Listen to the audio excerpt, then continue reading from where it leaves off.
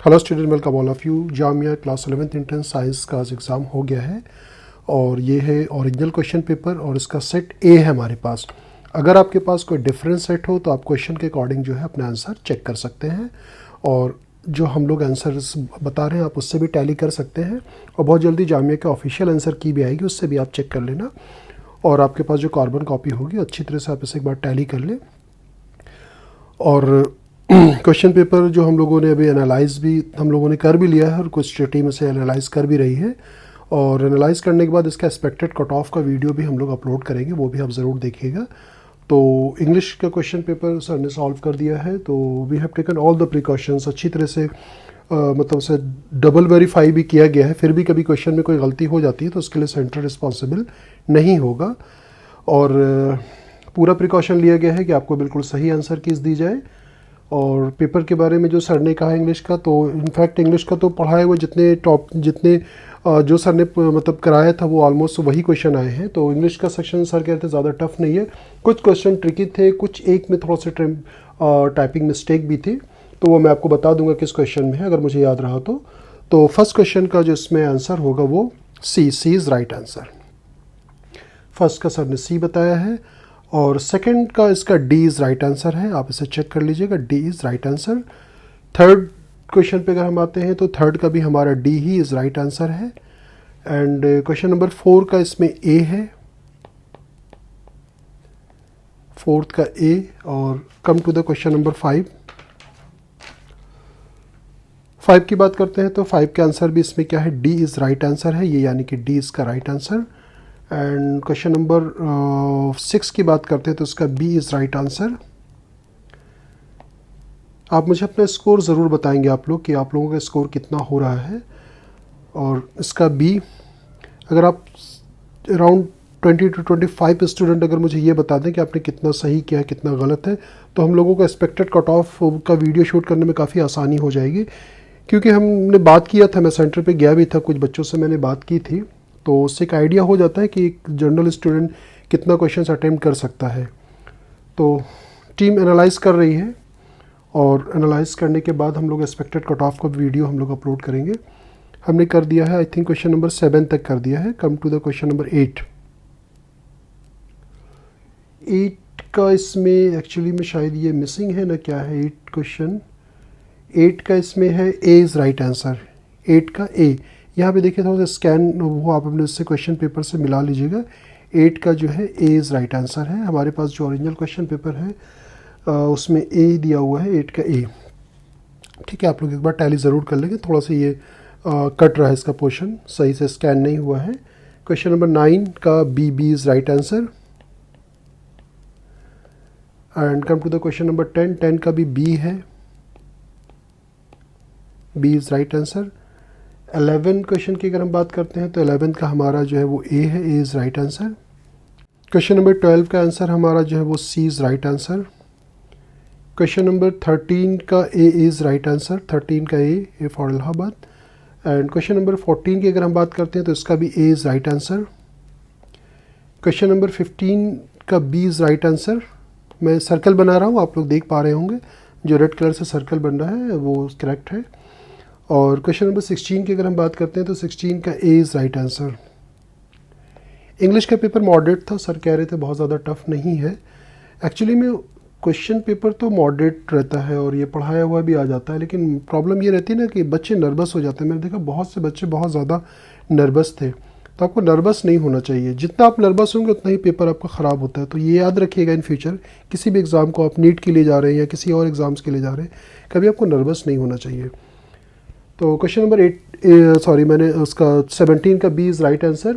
18 का सी फॉर चेन्नई, 18 का सी for Chennai. Question number 19 का इसमें ए इज़ राइट आंसर होगा। मैथ्स का मैंने कम्प्लीटली सॉल्व भी किया है, तो मैथ्स का मैं आपको बताऊंगा क्या कुछ आउट ऑफ सिलेबस भी थे क्वेश्चन, तो सारी चीज़ें मैं डिस्कशन करूंगा। मैथ्स सेक्शन तक मुझे पहुंचने दीजिए। क्वेश्चन नंबर 20 की अगर हम बात करते हैं तो 20 का ही ये डी इज़ राइट आंसर। तो ये था क्वेश्चन नंबर 20।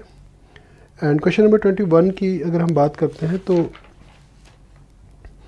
क्वेश्चन नंबर 21 का जो है माइट इसका यानी कि डी इज़ राइट आंसर। ये यहाँ पे भी सर्कल कर दूँ। 22 का सी फॉर चेन्नई, 23 का सी फॉर चेन्नई। मैं बहुत देख के केयरफुली कर रहा हूँ कि कहीं गलती ना हो आपको आंसर बताने में। 20 का सी फॉर 20 का भी C for Chennai. And question number 25 का A for Allahabad, use to इसमें होगा। तो ये 25 क्वेश्चन है। ये आप अपना आंसर कीज जो आपके पास होगी कार्बन कॉपी उससे ज़रूर चेक कर लें। और फिजिक्स में चलिए, फिजिक्स का जो आंसर है फर्स्ट का ए फॉर इलाहाबाद, आप लोग देख लीजिएगा। फिर भी पूरा प्रिकॉशन लिएगा, मैं दोबारा से अपनी बात रिपीट कर रहा हूँ। फिर भी कभी होता है ना, एक बार क्या हुआ था प्रॉब्लम कि सर ने किसी और पे सॉल्व किया था और वो गलती से जो है मैम ने उसका दूसरा ऑप्शन ले लिया, तो कभी कभी इस तरह की भी गलती हो जाती है। फिर भी आपको किसी भी क्वेश्चन में डाउट हो तो आप एक बार ज़रूर से जो है गूगल कर लीजिएगा, चेक कर लीजिएगा, अपने रिस्पेक्टिव टीचर से आप पूछ लीजिएगा। तो ये मैंने 27 का बी फॉर बॉम्बे है, ये आप देख लीजिएगा। और come to the question number 28 less than 10, इसका ए राइट आंसर है। 29 क्वेश्चन में थोड़ा सा मुझे लगता है कुछ यूनिट का इशू है। क्वेश्चन ये उसका आंसर एग्जैक्ट नहीं आ रहा है जो आना चाहिए था, और आंसर इसको सॉल्व किया गया था। इसका आंसर 4.5 तो नहीं आ रहा है एग्जैक्ट, तो इसका आंसर वैसे इसका ए राइट इसका आंसर है। थोड़ा सा इसकी क्वेश्चन डाउटफुल है, आप भी इसी एक बार चेक करें और मुझे ज़रूर बताएं। और क्वेश्चन नंबर अगर हम 30 की बात करते हैं तो 30 का हमारा ए इज़ राइट आंसर है।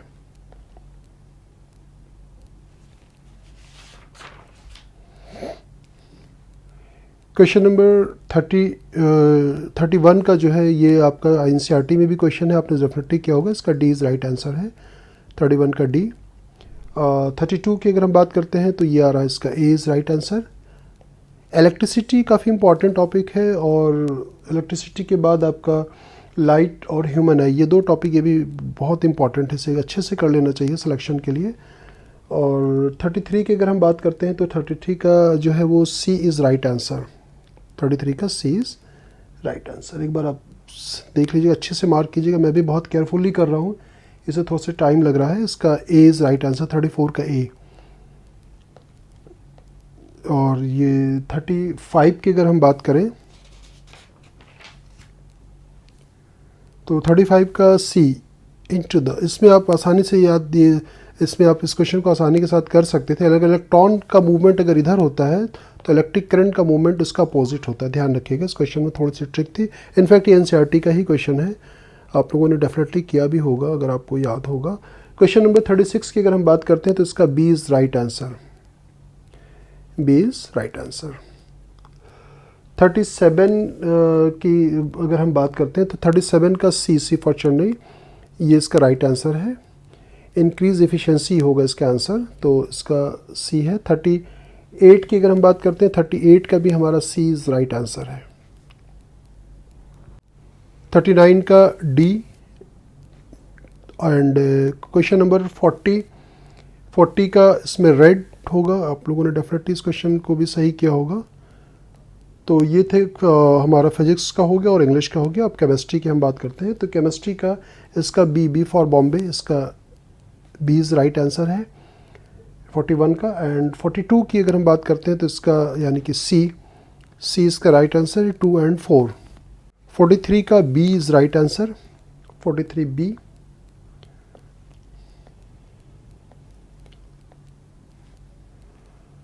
44 का ए इज़ राइट आंसर, 44 का ए इज़ राइट आंसर। 45 में बहुत से बच्चे कंफ्यूज हो गए थे। 45 का जो इसका आंसर है वो सी इसका राइट आंसर होगा, तो बहुत से बच्चों को कंफ्यूजन हो गए थे इसमें। 46 का क्वेश्चन नंबर 46 का सी इज़ राइट आंसर। 47 का सी इज़ राइट आंसर, 47 का सी इज़ राइट आंसर। 48 का सी फॉर चेन्नई। 49 का सी फॉर चेन्नई। 50 का डी फॉर दिल्ली, 50 का डी। 51 का ए फॉर इलाहाबाद। 52 का डी फॉर दिल्ली। 53 का डी फॉर दिल्ली। एंड 54 का ए फॉर इलाहाबाद, 54 का ए फॉर इलाहाबाद। एंड 55 की अगर हम बात करते हैं तो 55 का सी फॉर चेन्नई, 55 का सी फॉर चेन्नई। मैथमेटिक्स का मैं ऑनेस्टली आपको बताऊंगा, जैसे लोग होते हैं चीज़ों को बहुत बढ़ा के बताते हैं, वो मैं नहीं आपको बता रहा हूँ। मैथमेटिक्स में अल्हम्दुलिल्लाह 100% क्वेश्चन पढ़ाए हुए ही आए थे। फिर भी हमारे सेंटर के कुछ बच्चों ने क्वेश्चन में गलती की। एक्चुअली में ना मैंने कहा कि क्वेश्चन टफ और इजी नहीं होता है, प्रेशर बहुत ज़्यादा होता है, ह्यूज क्राउड होता है, बहुत सारे बच्चे होते हैं, तो कितने बच्चे तो भीड़ को देख के ही नर्वस हो जाते हैं। तो कुछ क्वेश्चन तो बहुत ईजी थे, कुछ क्वेश्चन आउट ऑफ सिलेबस भी थे। मतलब आउट ऑफ सिलेबस तो हम नहीं कह सकते, वो 10th में पहले थे, अभी जैसे कि लेटेस्ट सिलेबस में उसको एनसीईआरटी से निकाल दिया गया है, तो कुछ बच्चों को वो दिक्कत हो गई। हालांकि मैंने फार्मूला बता दिया था, जो क्वेश्चंस कुछ आए थे आउट ऑफ सिलेबस हम तो नहीं कहेंगे, क्योंकि जो एनसीईआरटी में वो पहले क्वेश्चन थे अभी हटा दिए गए हैं कोविड के बाद से। तो चलिए 56 का मैं आपको बता दूं, तो इसमें मुझे एचसीएफ फाइंड करना था, तो एचसीएफ इसका क्या हो जाएगा, 1 होगा, कुछ भी कॉमन नहीं है, एक बार आप देख लीजिएगा इसका। तो इसको फैक्टर करने की भी ज़रूरत नहीं थी, जैसे जिस बच्चे का पेपर है बच्चे का है मेरे पास, तो 8, 9, 25 है। तो एचसीएफ जब हम लेते हैं तो कॉमन होता है, कॉमन कुछ है ही नहीं है, तो इसका क्या हो जाएगा, 1 इसका हो जाएगा। 57 की अगर हम बात करते हैं तो ये इरेशनल ही होगा। देखिए ऐसे क्वेश्चन कभी भी आते हैं ना, आप एक एग्जांपल ले लीजिए, product of a rational number आपने मान लीजिए 2 ले लिया, एक इरेशनल नंबर आपने ले लिया √2 ले लिया, तो 2√2 क्या हो जाएगा, इरेशनल ही होगा, तो इसका 20 क्या हो जाएगा, राइट आंसर। एंड 58 की अगर हम बात करते हैं, 58 ये क्वेश्चन एक्चुअली में आप अगर मैथ्स का अगर आपने सही से आपने तैयारी की होगी, आपको पता भी होगा बहुत सारे PYQs आए हुए हैं, प्रीवियस ईयर्स के क्वेश्चंस पूछे गए हैं, ये किसी न किसी पेपर में है। मैंने जिसका टेस्ट लिया था इस चैप्टर का, पॉलिनोमियल और क्वाड्रेटिक का जो कंबाइंड टेस्ट था, उसमें ये क्वेश्चन था, मैंने खुद दिया था इस क्वेश्चन को, तो ये क्वेश्चन मतलब कराया हुआ है, यानी कि PYQs है, आपने डेफिनेटली किया होगा। और 59 की अगर हम बात करते हैं तो 59 भी ये क्वेश्चंस हम कहेंगे कि आपको थोड़ा सा सिलेबस से बाहर है था। इसका आंसर ये आ रहा है B-, इसका आंसर मैंने सॉल्व किया था B-A+1। Is there any option, B-A+1, A is right answer है इसका। और 60 की अगर हम बात करते हैं तो 60 भी क्वेश्चंस बहुत ही आसान था, इसमें ज़्यादा कुछ करने की ज़रूरत नहीं थी, आप सॉल्व कर सकते थे आसानी से। इसका D इज़ राइट आंसर। 61 का जो आंसर आ रहा है A इज़ राइट आंसर, 61 का A इज़ राइट आंसर। 62 देख लेते हैं। देखिए मैंने कितनी बार आप लोगों से कहा है कि कोई भी क्वेश्चन अगर आपको इस तरह से पूछा जाता है तो आप लोग क्वेश्चन को बहुत करेक्टली रीड किया करें। अब इसमें देखिए क्या लिखा गया, which of the following is not a quadratic equation. तो आपसे नॉट पूछा गया है, ठीक है, आप सभी चेक करेंगे, यहाँ पे क्यूब का टर्म कट हो जाएगा, यहाँ पे भी x² है, ये भी क्वाड्रेटिक है, ये भी क्वाड्रेटिक है, और ये भी क्वाड्रेटिक, ये क्वाड्रेटिक हमारा नहीं, तो इसका B इज़ राइट आंसर हो जाएगा। ठीक है, अगर बच्चे ने गलती से नॉट को रीड नहीं किया है तो पहले ही ऑप्शन वो टिक कर देगा और उसका क्वेश्चन पूरी तरह से गलत हो जाएगा। तो ये था हमारा 62 क्वेश्चन। अब हम बताते हैं आपको 63 का आंसर जो हो जाएगा वो D। देखिए जैसे क्वेश्चन घुमा दिया था, आपको डायरेक्ट AN नहीं पूछा था, आपसे पूछा गया था AN-1 टर्म पूछा गया था। तो इसका जो आंसर आएगा 5n-3, 5n-3। मैं बहुत केयरफुली करने की कोशिश कर रहा हूँ, कभी होता है ना सॉल्व करने के बाद मैं आपको ऑप्शन गलत बता दूँ, कभी ऐसी सिचुएशन भी आ जाती है, 1-2 बार हुआ भी है इस तरह की प्रॉब्लम। इसका C इज़ राइट आंसर हो जाएगा, ये C इसका राइट आंसर 4.5। और ये बहुत ही सिंपल सा क्वेश्चन था, BPT थ्योरम के ऊपर बेस्ड था, आप आसानी के साथ कर सकते थे। हाँ, जो दूसरा क्वेश्चन हमारा जो है वो 65 है।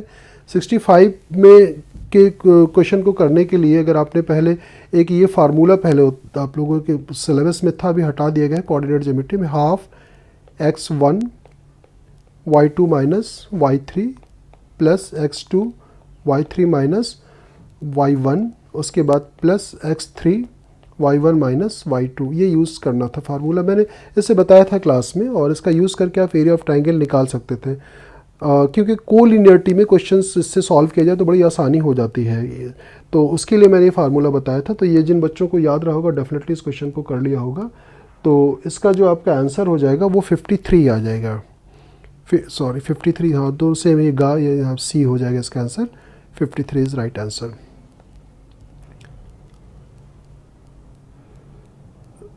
ये क्वेश्चन नंबर 65 है। कभी कभी क्वेश्चन बोलने में मुझसे गलती हो जाती है तो आप उसे इग्नोर कर दीजिएगा, आप सीरियल वाइज देखते चले। 65, तो 66 कल ही मुझसे शाम डाउट क्लासेस में किसी बच्ची ने पूछा था और वही सेम क्वेश्चन आ गया। इसमें देखिए, इसमें क्या था ना कि साइन 0 डिग्री 1 डिग्री 2 डिग्री, इसमें क्या होगा ना, cos 90 की वैल्यू क्या होती है आपको पता होगा, cos 90 की वैल्यू 0 होती है। ये सारी नंबर प्रोडक्ट में है, तो अगर एक वैल्यू 0 हो गई तो उसका आंसर क्या आ जाएगा, 0 ही आएगा, तो यानी कि सी इज राइट आंसर। और come to the question number 67, तो इसका ए इज राइट आंसर है, ए इज राइट आंसर, 67 का ए इज राइट आंसर।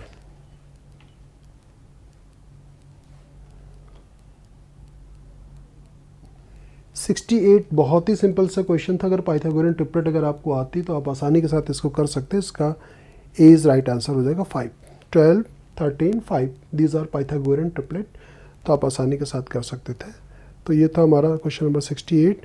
69 भी बहुत ही सिंपल सा क्वेश्चन था, बहुत आसानी से किया जा सकता था, ज़्यादा टफ भी नहीं था, आप आसानी के साथ इसका आंसर निकाल सकते हैं। B is right answer. 70 का ए इज़ राइट आंसर, 70 का ए इज़ राइट आंसर। 71 जो है, 71 का जो आंसर होगा इसका भी ए इज़ राइट आंसर। मैं आपको थोड़ा स्लो लग रहा होगा, मैं बहुत देख के कर रहा हूँ कि कहीं भी किसी भी तरह की गलती ना हो, क्योंकि कुछ बच्चों का एक भी क्वेश्चन गलत होता है तो वो बहुत परेशान हो जाते हैं, तो मैं देख के करने की कोशिश कर रहा हूँ। वैसे आप नर्वस मत होइएगा, जिस क्वेश्चन के लिए आप श्योर हैं, अगर मुझसे बताने में कभी कोई गलती हो जाए तो आप उसे एक बार क्रॉस चेक कर लीजिएगा। 72 का ए इज़ राइट आंसर। ये क्वेश्चन भी हमारे असाइनमेंट में दिया हुआ था और अच्छा क्वेश्चन है, ये पहले भी आ चुका है, आई थिंक बहुत पुराना, ये डिप्लोमा इंजीनियरिंग में भी एक बार आया हुआ है, क्लास 11th इंट्रेंस में भी एक बार आया हुआ है और काफ़ी अच्छा क्वेश्चन है ये। 73 इंपीरियल फार्मूला बहुत ही अच्छा, बहुत ही इंपॉर्टेंट, बहुत ही कई बार इंट्रेंस एग्ज़ाम में ये पूछा गया है, तो 73 भी इजी क्वेश्चन था स्टार्ट से। और 74 तो बहुत ही सिंपल सा क्वेश्चन था, इसका C is right answer. Probability of an event is greater than equal to 0 less than equal to 1। तो अब क्वेश्चन नंबर 75 की बात, ये कौन क्वेश्चन ये था हमारा, 74 हो गया। क्वेश्चन नंबर 75 की अगर हम बात करते हैं तो 75 का जो इसमें आंसर हो जाएगा वो आ रहा है, I think D is right answer, 51। अब ये जनरल नॉलेज जीके का भी पार्ट सर ने बताया मॉडरेट था, बहुत इजी नहीं था। जीके देखिए बच्चे पढ़ लेते हैं तो बहुत आसान होता है, नहीं पढ़ा हुआ तो आपको हमेशा टफ ही लगेगा ये, तो ये बी इसका राइट आंसर है जीके का। और 77 की अगर हम बात करते हैं तो 77 का सी इज़ राइट आंसर। 78 का ए, ये क्लासरूम में सर ने कराया था क्वेश्चन, बहुत ही आसान सा था। 79 की अगर हम बात करते हैं तो इसका अमेजन, इसमें ऑप्शन ध्यान रखिएगा, नील भी ऑप्शन दिया गया है तो कन्फ्यूज़न नहीं होना चाहिए, ये अलग उसमें होता है इसका आंसर नील, और ये 79 का इसका ए होगा अमेजन, राइट आंसर। और 80 की अगर हम बात करते हैं तो 80 का आंसर जो है वो डी इज़ राइट आंसर, ये वाला डी इसका राइट आंसर है। और 81 का जो है वो इसका आंसर होगा वो 81 का बी फॉर बॉम्बे फ्रांस। 82 का ए इज़ राइट आंसर, 82 का A is right answer. And 83 का सी फॉर चेन्नई, 83 का सी फॉर चेन्नई। 84 का आंसर जो है वो डी है, 84 का डी, 84 का डी ये इसका आंसर है। और अबाउट द जामिया ज़रूर पढ़ भी लेना चाहिए। टाइप का A is right answer. Biology के क्वेश्चन जो थे वो मॉडरेट थे, बहुत ज़्यादा टफ बायोलॉजी भी नहीं है, तो इसका जो है डी इज़ राइट आंसर। 86, 87 का बी फॉर बॉम्बे। 88 का ए फॉर इलाहाबाद। 88 का 89 की अगर हम बात करते हैं तो इसका बी फॉर बॉम्बे, तो इसे स्पेलिंग मिस्टेक है, इसे ठीक कर लीजिएगा आप, इसका बी फॉर बॉम्बे।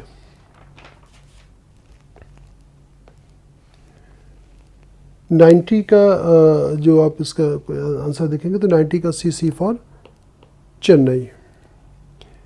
91 का ए फॉर इलाहाबाद, 91 यहाँ पे है ए फॉर इलाहाबाद। 92 का बी फॉर बॉम्बे, 92 का यहाँ पे है बी। 92 का बी फॉर बॉम्बे। 93 का बी फॉर बॉम्बे, 93 का बी फॉर बॉम्बे। 94 का सी फॉर चेन्नई। 95 का डी फॉर दिल्ली, रूट इसका सही आंसर होगा। और 96 का डी फॉर दिल्ली, और 97 का सी फॉर चेन्नई। ये क्वेश्चन भी सर ने कराया था, सेंटर पे ही कराया था। 8 का बी फॉर बॉम्बे,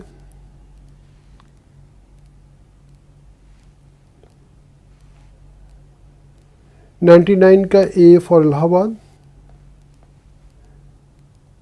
और क्वेश्चन नंबर 100 का आपका सी फॉर चेन्नई,